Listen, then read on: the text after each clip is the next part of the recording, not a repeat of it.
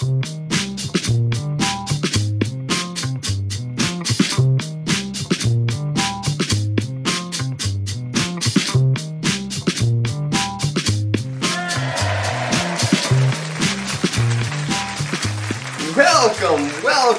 back to another episode of the Tomei Show. So glad you're here.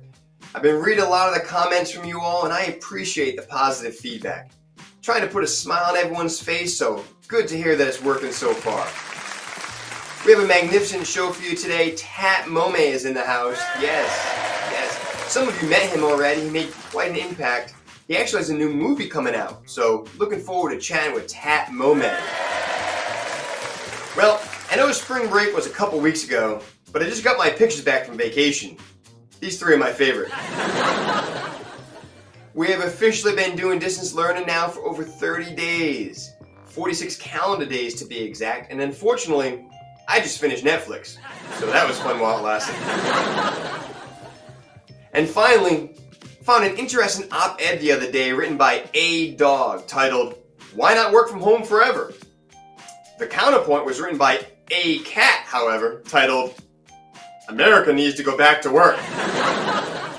We have a great show for you. Up next is Tatt Momei, but first, your math fact of the day.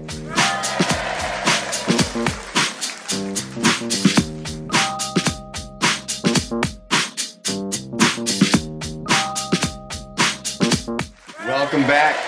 I have the pleasure right now of sitting down with the famous Tatt Momei. Welcome, Tatt. Yeah. Well, very pleased to be here. Tatt, you did a fantastic lesson the other day for my first period class and have since become sort of an internet sensation. How does it feel to become so famous so quickly? It's very cool. You know, some students said that they liked you as a teacher better than me. But I'm sure they were joking. No, I believe they were telling the truth. Okay. Anyway, Tatt, who are you? Tell us a little bit about yourself. Well, I grew up in a small town. When I was 3, I tasted ice cream for the first time. Then, when I was 4, I learned to ride a bicycle. Then, when I was 5, Tatt, you're a mathematician. What's your favorite thing about mathematics? Well, I love all things math.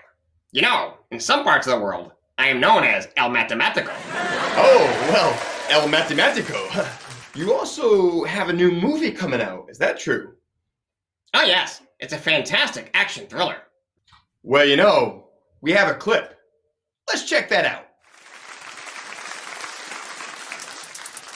In a world where a mathematician can save the world and also be in love with 8 times 3. An evil empress who chases little children has stolen El Matematico's beloved 8 times 3.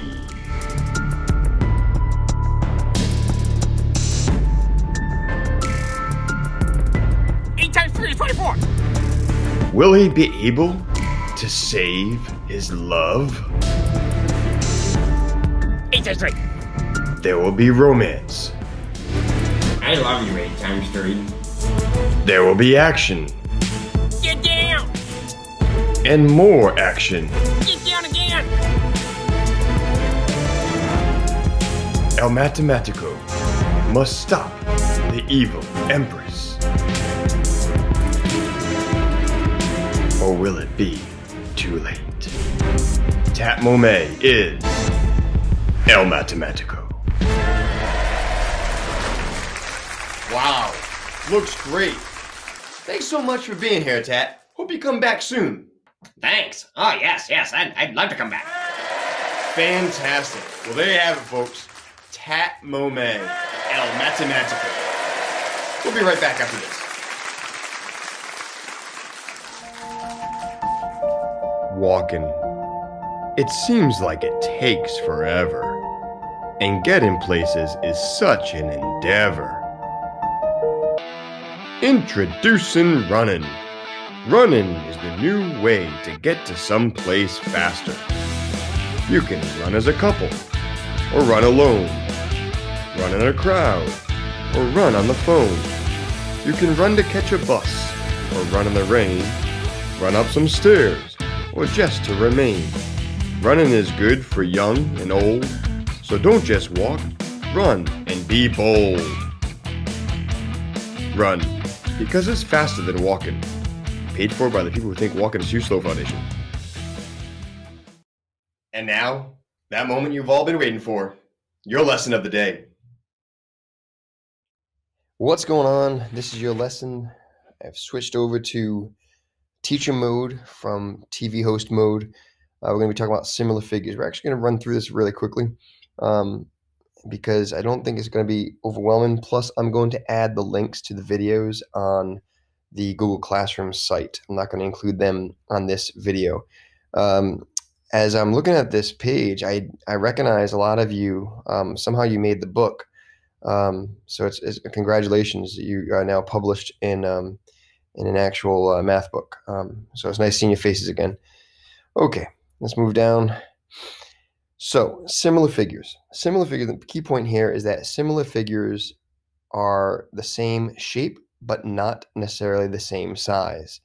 And so when congruent, you had same size, same shape. So by definition, congruent figures are also similar because they have the same shape. And that's what it means here when it says that similar figures have the same shape, but not necessarily have the same size. They can, and if they do, they're congruent. The symbol for similar shapes is right over here with this one squiggly line. Now remember, if we jump down here, follow my cursor down here, this was the symbol for congruent. Right? We had an equal sign with a squiggly line on top, congruent. One squiggly line by itself means similar. All right. You can basically find if two shapes are similar if their dimensions are proportional. So here you see rectangle A to B, right? We're asking it, is rectangle A similar to rectangle B? So rectangle A, the length of A, which is 6, over the length of B, which is also 6, would have to equal the width of A, which is 3, over the width of B, which is 2.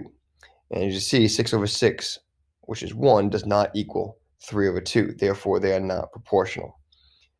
However, if we look at rectangle A and rectangle C, again, the length of rectangle A is 6, and the length of rectangle C is 4, which reduces to 3 over 2.